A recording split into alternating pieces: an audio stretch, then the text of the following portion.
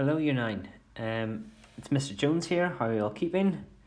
Today we're going to talk about angles in triangles. Okay, this is a dead easy wee lesson for you. Okay, the only fact that you need to remember is that angles in a triangle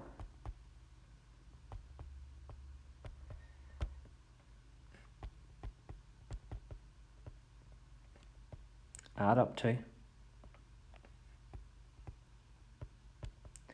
180 degrees.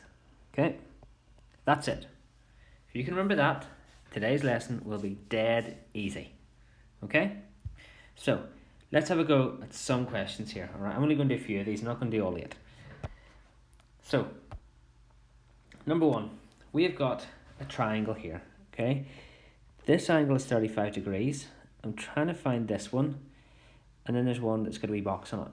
That wee box just means it's a right angle, which means it's 90 degrees. Okay, so in order to find the missing one, I'm just going to add up the two angles I know. So I'm going to do 35 plus 90, which equals 125 degrees. And then I'm just going to take that away from 180. So 180, take 125, and that is 55 degrees. So that angle is 55.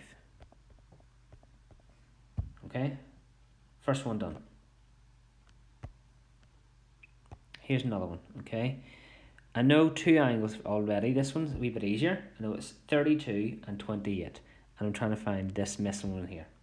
So I'm going to do 32 degrees plus 28 degrees, which I know is 60. And then I'm just going to take that away from 180 because angles in a triangle add up to 180. So 180 take 60 gives me 120 degrees. And that is my answer, 120. I told you, dead easy. Dead easy. Right, let's have a go at another one.